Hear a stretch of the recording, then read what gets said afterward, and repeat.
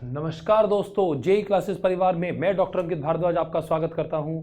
जैसा कि आप सभी जानते हैं, हम एनवायरमेंटल स्टडीज पर्यावरण अध्ययन पढ़ रहे हैं और पर्यावरण अध्ययन में आज हम एक नया टॉपिक स्टार्ट करने जा रहे हैं। अगर मैं यूपी बीटी सिलेबस के अकॉर्डिंगली बात करूं बच्चों, तो थर्ड सेमेस्टर और फोर्थ सेमेस्टर में कहीं कहीं पर एनवायरमेंटल स्टडी नाम से एक चैप्टर है पूरा का पूरा, ठीक है। और चैप्टर के साथ साथ अगर मैं यहाँ पे बात करूं तो यहाँ पर हमें स्पेसिफिक टॉपिक्स पे बात करनी है। देखिए, एनवायरमेंटल स्टडीज या पर्यावरण अध्ययन की मैं बात करूं तो एक पूरा का पूरा सब्जेक्ट है जो आपको ज्यादा मार्क्स यहां पर गेन करा सकता है। तो जो बच्चे यहां पर पहली बार वीडियो को देख रहे हैं वो थोड़ा सा ध्यान दीजिएगा भाई। इससे पहले हम 3 चैप्टर पढ़ के आ चुके हैं और आज हम 4th चैप्टर पर जा रहे हैं। यूपी बीटी सिलेबस के अकॉर्डिंगली अगर मैं बात करूं तो सॉलिड वेस्ट मैनेजमेंट के नाम से नंबर 4 चैप्टर है। आज हमें ये वाला चैप्टर स्टार्ट करना है और जो बच्चे रेगुलर मोड पे हमारे साथ जुड़ रहे हैं, ठीक है, उनसे मेरा थोड़ा सा रिक्वेस्ट ये है कि ज्यादा से ज्यादा वीडियो को शेयर आउट कर दीजिए, ज्यादा से ज्यादा अपने फ्रेंड सर्कल में यहाँ पर वीडियो को बताइएगा कि यहाँ पर एनवायरमेंटल स्टडीज की प्रॉपर क्लासेस चल रही हैं जिसको हम बहुत टाइमली कंप्लीट कर लेंगे भाई, है ना। तो आप लोगों का थोड़ा सा साथ अब हमें जरूरत है, थोड़ा सा बच्चों की थोड़ा सा रेंज बढ़वाइए भाई, ताकि आपको बेनिफिट्स मिल सके। चलिए, ज्यादा आपका समय नहीं ले रहे हैं और टॉपिक पे बढ़ रहे हैं। अगर मैं यहाँ पर टॉपिक की बात करूं तो नया चैप्टर स्टार्ट किया है। नया चैप्टर की मैं बात करूं तो सॉलिड वेस्ट मैनेजमेंट में यहां पर चैप्टर बोल रहा हूं, ठोस अपशिष्ट प्रबंध, ठीक है। इस चैप्टर को समझने के लिए सबसे पहले आपको यह समझना पड़ेगा कि सॉलिड वेस्ट मटेरियल है क्या। तो जैसे हम प्रदूषण की बात कर रहे थे, पॉल्यूशन की बात कर रहे थे, तो किसी के भी केस में अगर मैं यहां पर बात करूं तो देखिए, अगर कोई भी मैटर, चाहे वो सॉलिड है, लिक्विड है, गैस है, जब आपने उसका यूज किया तो यूज कर आपने उसको अपने यूटिलाइजेशन में ले लिया, उसके बाद जो वेस्ट प्रोडक्ट बचा है उसे आप यहां पर सॉलिड वेस्ट प्रोडक्ट कह रहे हैं, ठीक है। मतलब जैसे हमने कोई इलेक्ट्रिक अप्लायंसेस खरीदा है, हमने टैप रिकॉर्डर खरीदा, टीवी खरीदा, कुछ भी खरीदा XYZ, हमने उसका यूज किया, कुछ समय बाद वो खराब हो गया, 5-4 साल बाद, तो अब वो जो बचा है दैट इज द वेस्ट, वो वेस्ट है। तो ऐसे आप और बात कर सकते हैं। अगर मैं बात करूं तो हॉस्पिटल्स पे आप कंसिडर करते हैं।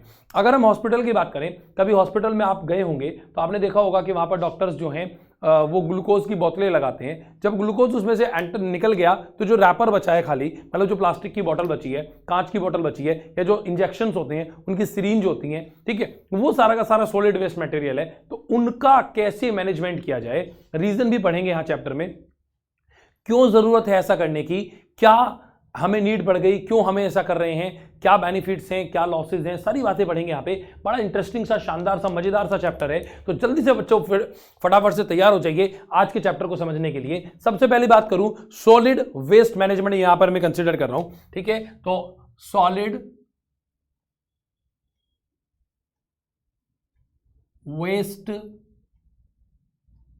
मैनेजमेंट, सॉलिड वेस्ट मैनेजमेंट, ठीक है। तो यह बात आपको समझ आ गई होगी कि यहां पर हम किस सॉलिड मटेरियल की बात कर रहे हैं, किस कठोर ठोस अपशिष्ट पदार्थ की बात कर रहे हैं। यहां पर टाइप्स दिए गए हैं, मतलब सॉलिड वेस्ट मैनेजमेंट के, मतलब जो सॉलिड वेस्ट है वो किस किस तरीके से, कौन कौन से टाइप्स हैं जिनके अंदर सॉलिड वेस्ट का यहां पर कंपोजिशन आ सकता है। तो देखो बच्चों, यहां पर आपको क्या पढ़ना है, नगर पालिका अपशिष्ट, मतलब जो म्युनिसिपल कॉर्पोरेशन है, हमारे घरों से बहुत सारी चीजें ऐसी हैं जो हम रोज मतलब कूड़े करकट में निकाल देते हैं। पॉली बैग्स हो सकते हैं, उसमें कुछ सब्जियों के या फलों के छिलक हो सकते हैं, इसके अलावा और वेस्ट मटेरियल हो सकता है। वो सारा का सारा, मतलब जो भी हमारे घरों से, मतलब हमारे आसपास जितने भी घर हैं, हमारी जो कॉलोनी है, हमारे जो शहर है, उनके आसपास जो अपशिष्ट पदार्थ का जो वेस्ट मटेरियल का कंपोजिशन है, उसको आपने यहां पर कंसिडर किया है नगर पालिका अपशिष्ट के रेस्पेक्ट में।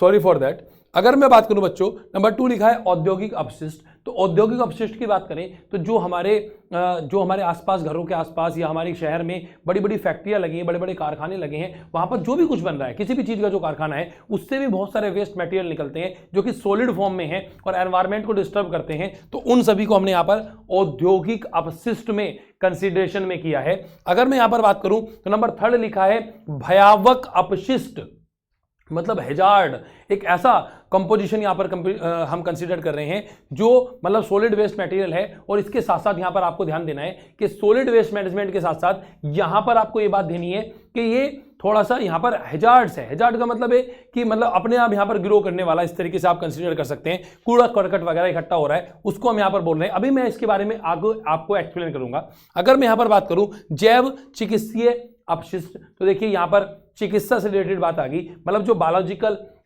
ट्रीटमेंट है। तो जैसे मैंने आपसे कहा कि अस्पतालों से जो वेस्टेज निकल रहा है, वो यहाँ पर बेसिकली उसका जो सॉलिड वेस्ट मटेरियल है उसको यहाँ पर हमने कंसीडर्ड किया है। देखिए ये जितने भी मैं आपको यहाँ पर ओवरव्यू दे रहा हूँ, क्योंकि बच्चों थोड़ा सा टाइम हमारे पास कम है, इसलिए हम इसको यहाँ पर प्रॉपर्ली इस तरीके से पूरा का पूरा थ्योरेटिकल वे में नहीं आपको समझा सकते। लेकिन आपको बिल्कुल टेंशन लेने की जरूरत नहीं है। आप सभी बच्चे जो पहली बार यहाँ पर वीडियो को देख रहे हैं, आपको सिर्फ 2 काम करने हैं। पहला काम करना है, हमारे चैनल को सब्सक्राइब करना है, जो कि फ्री ऑफ कॉस्ट है, ऐसा कोई इसका चार्जेस नहीं है, ठीक है। अगर मैं इसके अलावा और बात करूं तो आपको चैनल को सब्सक्राइब करने के साथ साथ हमारे टेलीग्राम चैनल को ज्वाइन करना है। और चैनल अगर मैं बात करूं टेलीग्राम चैनल की, तो वहां पर आपको जब आप उसमें ज्वाइन कर जाएंगे तो वहां पर आपको सारे के सारे चैप्टर वाइज PDF नोट्स जो कि मेरे हाथों से लिखे हुए हैं वो आपको आसानी से अवेलेबल हो जाएंगे। तो आपको अब कोई ज्यादा एक्स्ट्रा एफर्ट करने की जरूरत नहीं है। जितना मैंने सॉलिड कंटेंट आपको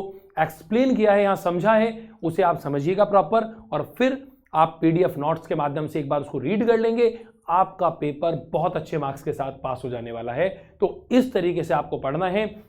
जल्दी ही आपका पेपर है, तो बिल्कुल टेंशन नहीं लेनी है और बहुत मेहनत से पढ़ाई करनी है। और मेरी बहुत सारी विशेष आपके साथ हैं कि आप बहुत अच्छा परफॉर्मेंस करेंगे। चलिए आगे बढ़ते हैं टॉपिक पे। अगर मैं यहां पर बात करूं तो यहां पर पूछ रहा है सॉलिड वेस्ट मैनेजमेंट, मतलब ये जो ठोस अपशिष्ट प्रबंधन है, यहां पर इसके हम कंसीडर कर रहे हैं। अगर मैं यहां पर बात करूं सॉरी फॉर दैट, कि मैंने आपसे कहा कि नगर पालिका अपशिष्ट, औद्योगिक अपशिष्ट, भयावक अपशिष्ट एवं जैव चिकित्सीय अपशिष्ट, मतलब यहां पर मैंने बेसिकली आपको 3-4 चीजें बताई हैं जो सॉलिड वेस्ट के मटेरियल के लिए यहां पर रेस्पॉन्सिबल हैं।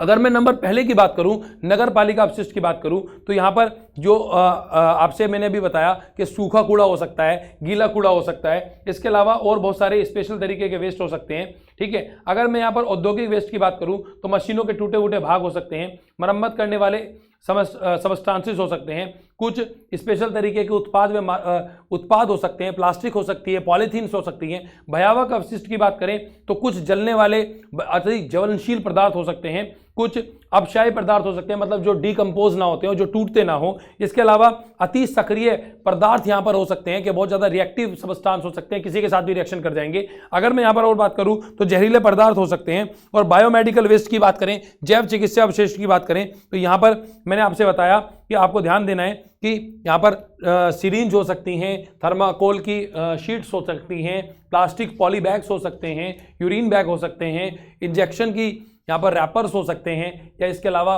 ग्लूकोज की बोतलें हो सकती हैं, चाहे वो मतलब प्लास्टिक फॉर्म में है या फिर वो मतलब आपकी ग्लास फॉर्म में है। तो ये सारी की चीजें यहाँ पर मैंने आपसे बात की है। जैव चिकित्सीय अपशिष्ट के बारे में मैंने आपसे बताया।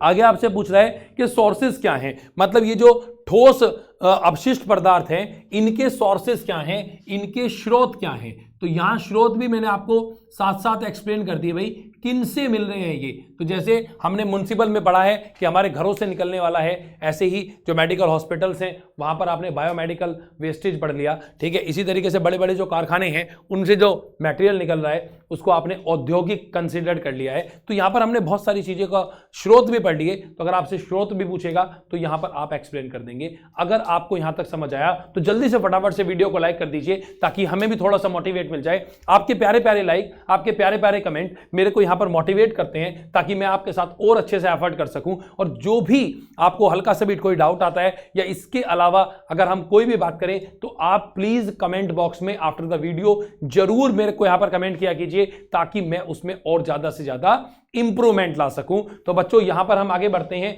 नेक्स्ट टॉपिक पे। अगर मैं बात करूं तो लिखा है सॉलिड वेस्ट मैनेजमेंट। यहां पर सॉलिड वेस्ट मैनेजमेंट की बात करूं तो आपसे पूछ रहा है भाई कि सॉलिड वेस्ट मैनेजमेंट को यहां पर मैनेज करने के लिए मतलब आपने यहां बेसिकली क्या किया है। तो यहां पर अगर मैं बात करूं तो सबसे पहले सॉलिड वेस्ट मैनेजमेंट के लिए मतलब जो भी हमारे घरों से निकलने वाला जो कूड़ा है उसको कैसे मैनेज करेंगे, ये एक बहुत इंपॉर्टेंट बात होगी। जैसे अगर मैं यहां पे बात करूं तो हमने कूड़े को डाइजेस्ट करने के लिए बड़ी बड़ी मशीनें, बड़े बड़े कारखाने बनाए हैं जहां पर हम सॉलिड वेस्ट मैनेजमेंट को मैनेज कर सकते हैं। देखिए किस तरीके से मैनेज करेंगे, मैं अगर आपको बेसिक आइडिया दूं तो आपके लिए बहुत आसान हो जाएगा समझना। देखिए जो भी घरों का निकलने वाला कूड़ा है उससे हम क्या कर सकते हैं, उसे हम अलग अलग कर कर डिफरेंट पार्ट में हम उसको डिफाइन कर लेंगे और यहां पर ऐसे कूड़े का पार्टिकल जो दोबारा से रिसाइकिल हो सकता है उसको रिसाइकिल कर लेंगे। उसकी स्पेसिफिक विधियां हैं, हम आगे बात करेंगे। इसके अलावा जो डिकम्पोज हो जाता है खुद ही, मतलब जो कार्बन, हाइड्रोजन या ऑक्सीजन मतलब ऑर्गेनिक कंपाउंड से बना है, जैसे फल और सब्जियों के छिलक वगैरह हो गए है ना, या इसके अलावा कोई गेहूं चावल वगैरह इस तरीके का कोई सब्सटेंसेस हैं, ठीक है, जो आसानी से डिग्रेड हो सकता है उसको डिग्रेड कर दिया जाता है, मिट्टी में दबा दिया जाता है, वो मिनरल्स में कन्वर्ट हो जाएंगे। ऐसा प्रोसीजर आप जानते हैं। इसके अलावा जो ऐसे सब्सटेंसेस हैं जो डिग्रेड नहीं होते या बहुत ज़्यादा हानिकारक हैं, जैसे प्लास्टिक्स, जैसे पॉलीबैग्स, इनको आप इस तरीके से सॉलिड वेस्ट मैनेजमेंट में मैनेज नहीं कर सकते। क्योंकि आप खुद सोचिए, अगर हम पॉलीबैग को मतलब जो पॉलीथीन्स वगैरह हैं उनके अंदर आग लगा के सोचें कि भाई हम इसको जला देंगे, ठीक है, और ये कूड़ा जो है हमारा खत्म हो जाएगा, तो हम जला तो देंगे उसको, लेकिन उससे बहुत सारे हानिकारक तत्व हमारे एयर में मिल जाएंगे और एयर पोल्यूशन करेंगे। और अगर वो उस मिट्टी के अंदर आपने यहाँ पर पॉलीबैग्स को दबा दिया तो वो जमीन को बंजर कर देगा, मतलब यहाँ पर सॉइल पोल्यूशन के लिए फैक्टर बन जाएगा। तो ये बहुत सारी इंपॉर्टेंट बातें हैं जिनका हमें ध्यान देना होता है। अगर हम ऐसा नहीं मानते कि हमने उसको डिकम्पोज करना है बस किसी भी तरीके से, चाहे हमारे अर्थ का नुकसान हो जाए, फिर हम उसको मतलब अच्छा मैनेजमेंट नहीं कहा जाएगा वो। तो उस केस में हम क्या कर लेते हैं, यहाँ पर अभी मैं आगे आपके साथ बात करने वाला हूँ, ठीक है। यहाँ पर हम लोग क्या करते हैं कि उस कूड़े करकट को जो रिसाइकिल नहीं हो सकता, उस कूड़े करकट को जो आसानी से डिकम्पोज नहीं हो सकता, उसको हम इकट्ठा करते हैं और इकट्ठा कर कर हम उसको कहीं पर गड्ढा भरने के लिए, जैसे कहीं पर किसी का प्लॉट है तो उस प्लॉट के अंदर भर देंगे, ताकि बाद में तो उसको नींव उसके ऊपर मकान बनाना है तो वो बेनिफिट हो जाता है। और आज के टाइम पे जो बड़े बड़े रोड बन रहे हैं, नेशनल हाईवेज जो बन रहे हैं, वहाँ पर हम इसका यूज़ करते हैं, इस कूड़े करकट का। बड़े बड़े जो हाईवेज बनते हैं वहाँ पर यूज़ किया जाता है, क्योंकि बेसिकली आप इसको IQ से समझ सकते हैं, इसमें ज़्यादा कॉम्प्लिकेशन वाली बात नहीं है, आप इसको IQ से समझ सकते हैं। आप खुद सोचिए, सड़क के बीच में तो पेड़ नहीं लगेगा, तो जमीन बंजर हो या ना हो कोई इशू नहीं है। और पॉलीबैग से तो बारिश से भी बचाएगा। मतलब हम क्या करते हैं, सड़क बनाते समय इस सभी कूड़े करकट को भर देते हैं, उसके ऊपर मतलब जो तारकोल है और जो बजरी वगैरह है उनसे सड़क बना देते हैं। तो नीचे की जो जमीन है वहां पर पॉलीबैग्स हैं, तो अगर बारिश का पानी जाएगा भी तो अंदर नहीं जा पाएगा। मतलब सड़क की जो ताकत है वो और ज्यादा मेंटेन बनी रहेगी, और ज्यादा मजबूत बनी रहेगी। तो इसलिए हमने ऐसा किया है बच्चों, है ना। तो देखो कितनी अच्छी बात मैंने यहाँ पर आपको बताई। और एक डॉक्टर तो नहीं है, अमजद खान के नाम से एक व्यक्ति हैं, ठीक है, यहाँ अमजद खान के नाम से एक व्यक्ति हैं, उन्होंने पॉलीब्लेंड बनाया। पॉलीब्लेंड कहते हैं प्लास्टिक के छोटे छोटे पार्टिकल्स को। उन्होंने प्लास्टिक खरीदी कहीं से और उसको फाइन पार्टिकल में कन्वर्ट कर लिया, छोटे छोटे कण बना लिए उसके, और फाइन पार्टिकल में वो सड़कों के ऊपर डालने के लिए यूज़ किया जाता है उसको। तो बेंगलोर में जो सड़कें बनाई जा रही थी वो इसी तरीके से पॉलीब्लेंड से बनाई गई थी। उनके रेस्पेक्ट में कहा जाता है कि उन्होंने 10 गुने से ज़्यादा बेनिफिट प्राप्त किया है इस प्रोसीजर से। मतलब प्लास्टिक वेस्टेज खरीदा, उसको फाइन पार्टिकल में कन्वर्ट किया और उसको एक अच्छे दाम पर बेच दिया। तो ये सॉलिड वेस्ट मैनेजमेंट का एक जीता जागता, शानदार, बेहतरीन, मजेदार सा एग्जाम्पल है, ठीक है। अगर ये बात आपको समझ आई तो जरूर फायदा के साथ साथ मतलब आपको मजा तो आ रहा होगा क्लास में। अगर क्लास में मजा आ रहा है तो एक छोटा सा प्यारा सा मजबूत सा लाइक मार दीजिए भाई, ठीक है। जल्दी से वीडियो को शेयर कर दीजिए ताकि और बच्चों को भी थोड़ा सा पता चल जाए।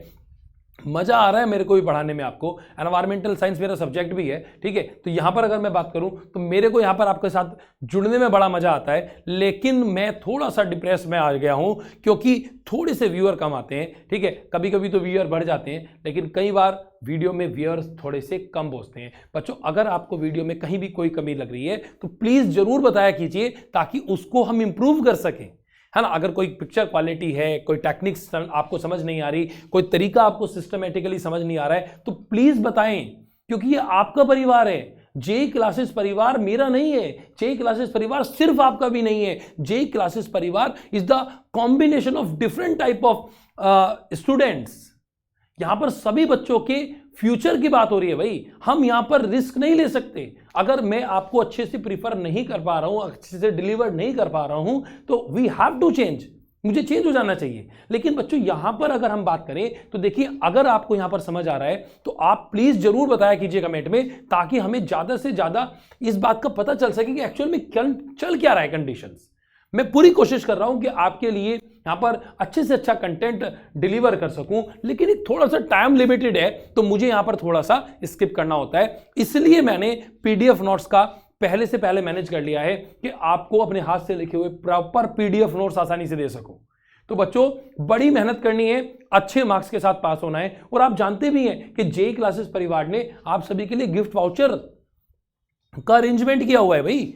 अब जो भी बच्चा यहां सब्जेक्ट में अच्छे मार्क्स लेके आएगा, डिस्ट्रिक्ट टॉपर बनेगा या स्टेट टॉपर बनेगा, या फिर इसके अलावा अगर मैं और बात करूं तो कॉलेज टॉपर या ब्रांच टॉपर बनेगा, यहां तक कि सब्जेक्ट टॉपर भी बनेगा, उसको भी बहुत शानदार सा बेहतरीन गिफ्ट वाउचर आपको मिलने वाला है। तो आपका काम क्या है? आपका काम तो कुछ भी नहीं है, अंकित सर फ्री ऑफ कॉस्ट पढ़ा रहे हैं, आपको वही बातें पढ़नी है, पेपर में डिलीवर करना है। तो नंबर अच्छे आ जाएंगे, नंबर अच्छे आएंगे तो साथ साथ प्राइज भी मिल जाएगा। तो दोनों आपके हाथ के में लड्डू है भाई, आपके दोनों हाथों में लड्डू है, आपको तो मजा आ गया। ठीक है, चलिए आप थोड़ा सा मोटिवेट हो गए होंगे, थोड़ा सा मजबूत हो गए होंगे, तो चलिए आगे बढ़ते हैं टॉपिक पे। अभी क्लास बची हुई है भाई, है ना। अगर मैं और बात करूं बच्चों तो ठोस मैनेजमेंट के लिए मैंने यहां पर आपसे बात की। इसके अलावा अगर मैं बात करूं तो समापन की विधियां हैं, मतलब किस किस तरीके से ये जो सॉलिड वेस्ट मैनेजमेंट है उसको आप कवर कर लेंगे, उसको कैसे डिकम्पोजिशन से बचा लिया जाएगा। यहां पर अगर मैं बात करूं तो कुछ ठोस मटेरियल को आप जला देते हैं, जिससे उसका मटेरियल जो है वो कम हो जाता है, लेकिन ये एयर पोल्यूशन का कंडक्टर है,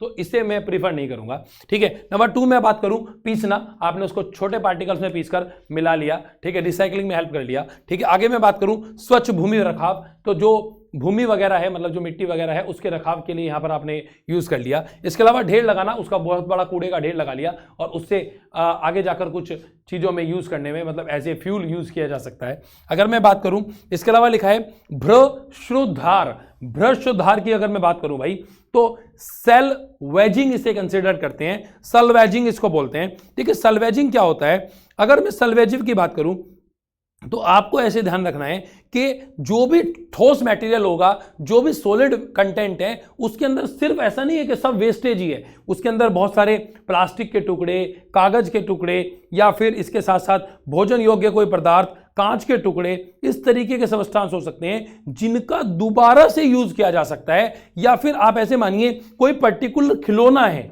वो खिलौना टूट गया है ना, तो मतलब जो अमीर लोग हैं उनका खिलौना अगर डिस्टर्ब हो गया, उन्होंने फेंक दिया, अब वो मटेरियल है प्लास्टिक का है, रिसाइकिल हो नहीं सकता, तो क्यों ना उसे किसी गरीब बच्चे को दे दिया जाए। जिस बच्चे के पास खिलौने नहीं है वो तो उससे भी खुश हो सकता है।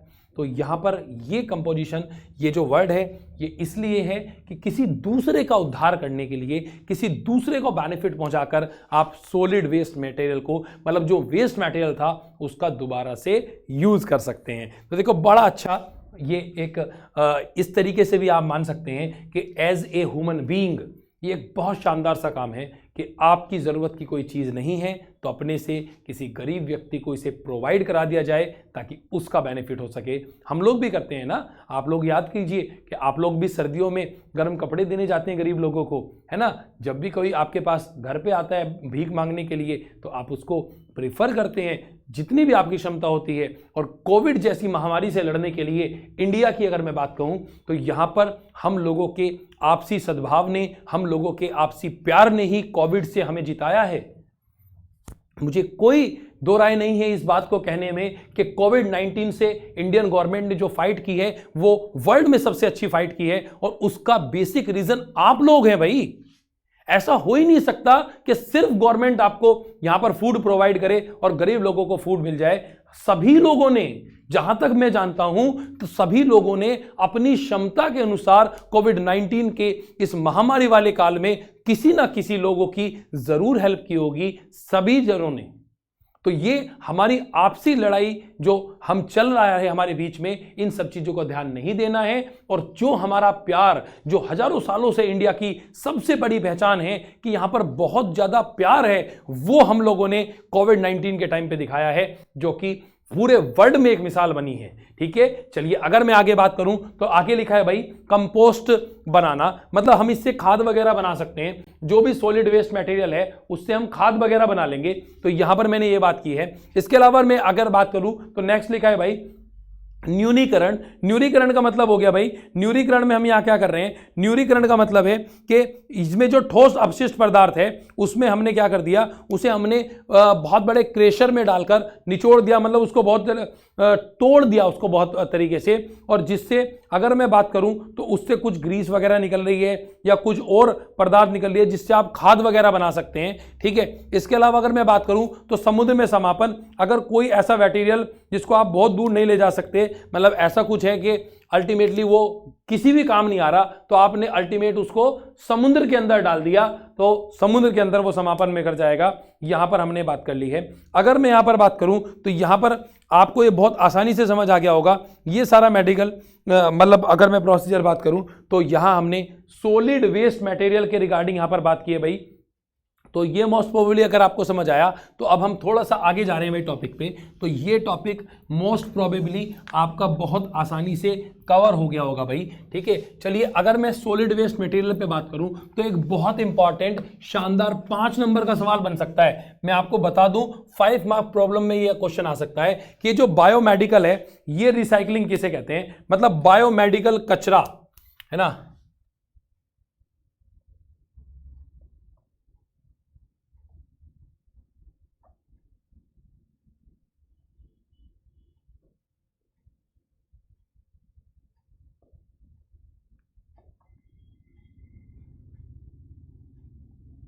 बायोमेडिकल कचरा मैं यहां पर कंसीडर कर रहा हूं।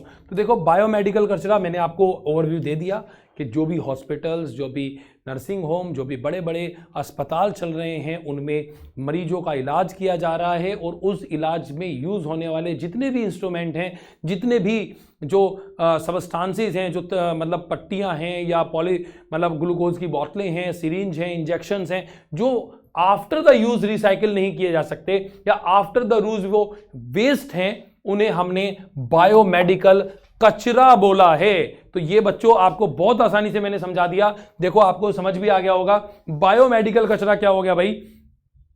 तो जो भी अस्पतालों के अंदर कांच का, प्लास्टिक का यूज के बाद वाला जो सबस्टांसेस बचा है उसे आपने बायोमेडिकल कचरे में कंसीडर कर दिया है। इसमें क्या क्या चीजें आएंगी, इसमें आएगा भाई औषधीय पदार्थ आ सकते हैं, मतलब कुछ बची हुई दवाइयां, उनके रैपर्स वगैरह आ सकते हैं। इसके अलावा रोग युक्त पदार्थ आ सकते हैं, मतलब जैसे अगर हम किसी हॉस्पिटल में जाएं तो वहां पर जो लैट्रिन बाथरूम है पेशेंट का, मतलब मलमूत्र है, उल्टी है ना, वॉमिटिंग, या कोई मानव का अंग वगैरह सर्जरी हुई है, तो वो सारे के सारे यहाँ पर रोग युक्त पदार्थ हो सकते हैं। इसके अलावा एक्सरे की फिल्म हो सकती है, मतलब रेडियो एक्टिव एलिमेंट्स वगैरह हो सकते हैं। इसके अलावा रासायनिक पदार्थ हो सकते हैं। तो यहाँ पर आपको ये ध्यान देना है बायोमेडिकल जो कचरा है ये बहुत ज़्यादा नुकसानदायक है भाई, ये बहुत आसान नहीं है और इससे बचना बहुत ज़रूरी है, क्योंकि अगर हम यहाँ पर इसको इस तरीके से यूज़ नहीं करेंगे, मतलब इसको अगर सही तरीके से डिकम्पोज नहीं करेंगे तो वो एनवायरनमेंट के लिए बहुत ज़्यादा नुकसानदायक हो सकता है, क्योंकि वहाँ पर बहुत सारे बैक्टीरिया या वायरस का इन्फेक्शन हो सकता है। यहाँ पर 3 तरीके के बैग या 3 तरीके के प्लास्टिक कंटेनर रखे जाते हैं किसी भी हॉस्पिटल या फिर नर्सिंग होम के अंदर। अगर मैं यहाँ पे बात करूँ तो बायोमेडिकल कचरे को मैनेज करने के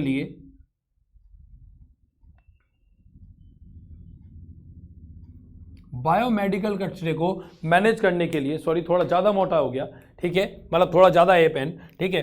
तो यहाँ पर 3 तरीके के 3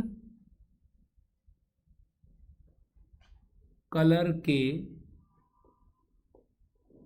बैग या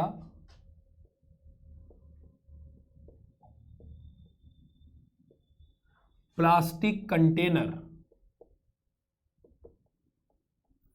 प्लास्टिक के कंटेनर हैं बहुत बड़े बड़े, मतलब जो भी जितने बड़ा अस्पताल है उसके अकॉर्डिंगली, या फिर 3 अलग अलग कलर के यहाँ पर बैग हैं जहां पर आपको अलग अलग बायोमेडिकल वेस्ट को यूज करना है। अगर मैं यहां पर बात करूं बच्चों तो यहां पर 3 तरीके के यहां पर आपके पास कलर कॉम्बिनेशन है। अगर मैं यहां पर कहूं तो आपको ध्यान देना है कि यहाँ पर जो पीला बैग है उसके अंदर आप गीला कचरा रखेंगे, इसके अलावा जो लाल बैग है उसके अंदर सूखा कचरा रखा जाएगा, जैसे रुई, गंदी, धूल भरी कोई भी वेस्ट मटेरियल है, प्लास्टर है, ये सब रखेंगे। और इसी तरीके से अगर काले रंग का जो बैग है उसके अंदर आपको ब्लेड, कांच की बोतलें, इंजेक्शन आदि आपको रखने हैं। तो लाल बैग में क्या रखना है वो आपको ध्यान देना है। लाल बैग है आपके पास,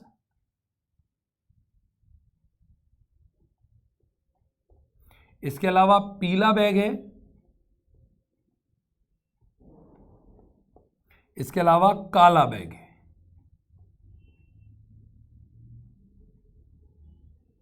तो लाल बैग के अंदर हम क्या करेंगे भाई, यहां पर जो सूखा कचरा है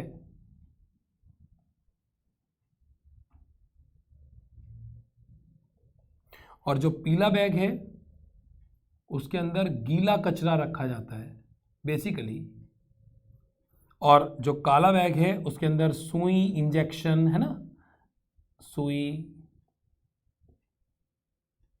इंजेक्शन एक्सेट्रा है ना, आदि ये सारे सब्सटेंसेस रखे जाते हैं। तो ये आपको समझ आ गया।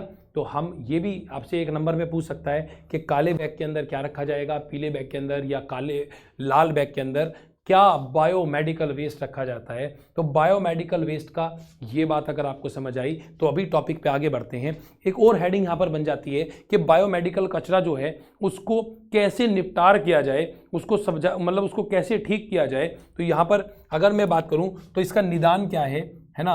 बायोमेडिकल जो वेस्ट है उसको निदान करने के लिए यहाँ पर डिकम्पोजर मतलब बहुत सारी बड़ी बड़ी मशीनें होती हैं जिनसे हम इसको डिकम्पोज कर लेते हैं, रिसाइकिल कर लेते हैं। 149 मतलब 149 आज के टाइम पे अगर मैं बात करूं तो 149 रिसाइकलिंग करने के लिए बड़ी बड़ी मशीनों का जो अरेंजमेंट है, जो प्लांट हैं वो चल रहे हैं यहाँ पर। जहाँ पर इंडिया की अगर मैं बात करूं तो इंडिया के अंदर लगभग 150 के करीब में यहाँ पर प्लांट चालू हैं जो कि जो कचरा है मतलब बायोमेडिकल जो वेस्ट है उसको दोबारा से ठीक करने के लिए यूज़ किया जाता है। क्योंकि अगर ये कचरा एयर में मिल गया तो पॉल्यूशन क्रिएट कर सकता है। अगर किसी यहाँ पर बैक्टीरियल इन्फेक्शन ज़्यादा होगा क्योंकि अस्पताल का कूड़ा करकट है तो वहाँ पर ज़्यादा नुकसान दे सकता है ये आपको ध्यान देना है, ठीक है। और अगर मैं यहाँ पर बात करूँ तो यहाँ पर आपको इस बात का ध्यान देना चाहिए कि जो बायोमेडिकल वेस्ट है इसको रिसाइकिल करने पर ज़्यादा ध्यान देना चाहिए। इसको बंद वाहनों में लेके जाना चाहिए। ऐसा नहीं है कि इसे कहीं भी खुले में छोड़ दे क्योंकि यहाँ पर बहुत सारे बैक्टीरिया हो सकते हैं। इसे शहरी कचरे में नहीं मिलाना चाहिए, ये अलग कल्चर किया जाना चाहिए, इसको अलग से रिसाइकिल करना चाहिए क्योंकि यहाँ पर बहुत सारे बैक्टीरिया, वायरस का इन्फेक्शन है, ये आपको ध्यान देना है, ठीक है। इसके अलावा अगर मैं बच्चों बात करूं यहाँ पे तो ये आपका यहाँ पर कंप्लीट हो जाता है। इसके बाद अगर मैं और कंसिडरेशन पे बात करूं तो देखिए एक यहाँ पर और आता है इलेक्ट्रॉनिक वेस्ट, है ना। तो यहाँ पर अगर मैं बात करूं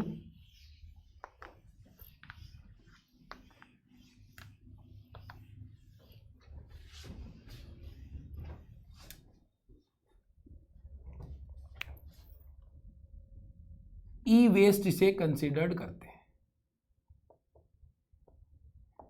ई वेस्ट या इलेक्ट्रॉनिक वेस्ट।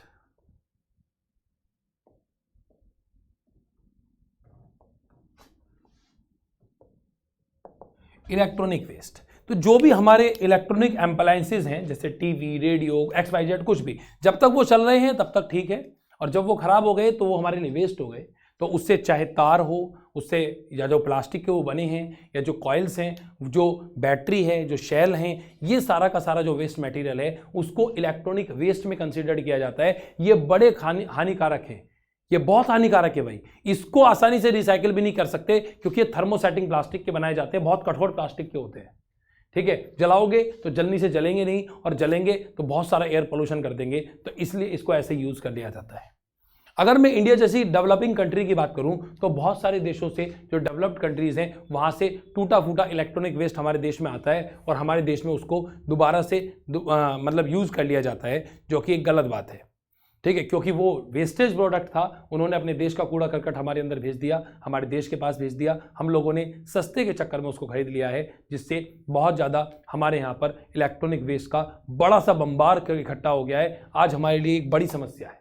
तो इलेक्ट्रॉनिक वेस्ट की अगर हम बात करें तो ये मैंने आपको एक आइडिया दिया कि जो भी जैसे कंप्यूटर है तो उसके सीपीयू वगैरह के जो पार्ट हैं वो सारा का सारा यहाँ पर आएगा।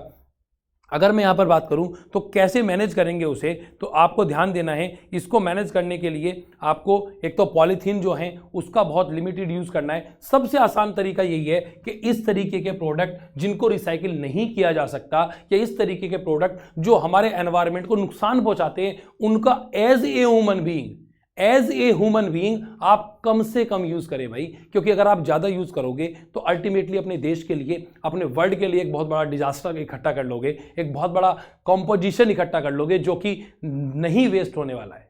तो प्लीज आज के लेक्चर की अगर मैं बात करूं तो आज के लेक्चर में आपको बहुत ध्यान ये रखना है कि इलेक्ट्रॉनिक वेस्ट या जो बायोमेडिकल वेस्ट है उसको कम से कम यूज करें, ठीक है। इलेक्ट्रॉनिक वेस्ट तो मोस्ट प्रोबेबली बचाएं, ठीक है। तो यहां पर आप अपने देश को समृद्ध कर सकते हैं, स्ट्रॉन्ग कर सकते हैं, मजबूत बना सकते हैं।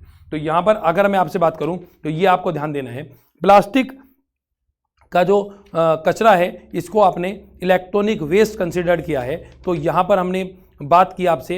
इसके अलावा एक यहां पर एक छोटी सी हेडिंग और आती है, घरेलू ठोस व्यय, है ना, घरेलू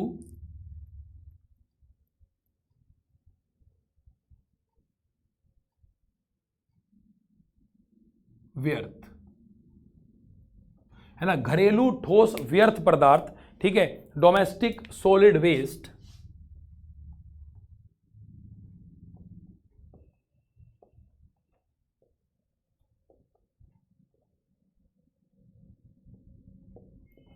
डोमेस्टिक सॉलिड वेस्ट हम यहां पर बोल रहे हैं, घरेलू ठोस व्यर्थ पदार्थ, ठीक है बच्चों। तो देखिए यहां पर अगर मैं बात करूं तो ये मैं आपको ओवरव्यू फिर दे रहा हूं इस चैप्टर का, है ना, थोड़ा सा जल्दी जल्दी जा रहे हैं, लेकिन ऐसा नहीं है कि आपको ये बातें नहीं पता।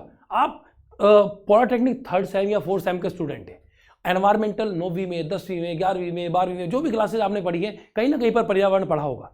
तो ये बहुत आसान सी बात है कि हमारे घरों के अंदर बहुत सारे ऐसे सॉलिड मटेरियल हैं जो कुछ समय बाद हमारे लिए बिल्कुल बेकार हो जाते हैं। जैसे छोटे बच्चों के खिलौने हैं, टूट गए, अब वो प्लास्टिक हमारे लिए बेकार है, तो वो हमने क्या दिया, हम मार्केट से कोई सामान खरीद के लाए, पॉली बैग दुकानदार ने आपको दे दिया, है ना, प्लास्टिक की पन्नी दे दी या कोई प्लास्टिक का सब्सटेंसेस दे दिया, अब आपने उस पॉलीथीन में से सामान निकाल के यूज कर लिया, अब वो जो पॉलीथीन बची है वो वेस्ट है। आप मैगी खाते हैं, आप बिस्किट्स खाते हैं, नमकीन खाते हैं, उनके रैपर्स हैं, लेस चिप्स खाते हैं, उनके रैपर्स हैं, वो सब प्लास्टिक है। आप उसको रिकॉल मतलब दोबारा यूज थोड़ी ना करेंगे, ऐसा थोड़ी ना है कि वो पन्नी बिक जाएगी, कि ऐसा थोड़ी ना है वो नमकीन के अंदर से आप रखेंगे तो वो दोबारा हो जाएगी। बेसिकली समझिए ना, तो ये सारा का सारा ऐसा मटेरियल जो हमारे घरों में, जो हमारे घरेलू कामों में यूज होने वाले जो सब्सटेंसेस हैं, जो यूज वाले पदार्थ हैं, उनके लिए यहां पर वर्ड यूज कर रहा है कि घरेलू ठोस पदार्थ या व्यर्थ पदार्थ, ऐसे पदार्थ जो हमारे घरों में हैं और हमारे घरों के अंदर यहां पर सॉलिड वेस्ट मटेरियल में कंसीडर कर रहा हूं। तो यहां पर आपको ध्यान देना है, इसमें भी आपको सॉरी फॉर दैट ध्यान देना है कि किसी भी तरीके से अर्थ को, इंडिया को, हमारे जो भी हमारे आसपास का मोहल्ला है, हमारे शहर को इस तरीके के कूड़े करकट से बचाना है, उसको लिमिटेड यूज करना है और ज़्यादा से ज़्यादा गवर्नमेंट की इसमें हेल्प करनी है। तो देखो आज हमने बच्चों क्या पढ़ा है, आज हमने सॉलिड वेस्ट मैनेजमेंट के नाम से एक चैप्टर है जो कि 4th चैप्टर यूबीबीटी सिलेबस के अकॉर्डिंग था। इस चैप्टर का मैंने आपको ओवरव्यू दिया और इसको बहुत शानदार तरीके से आसानी से समझा दिया है। यहाँ पर इलेक्ट्रॉनिक वेस्ट और बायोकेमिकल जो हम बात कर रहे थे, बायोमेडिकल कचरा जो है वो बहुत इंपॉर्टेंट है, आप उसको पढ़ के जाइएगा जरूर, वहां से सवाल बनने के चांसेस ज़्यादा हैं। ठीक बात है।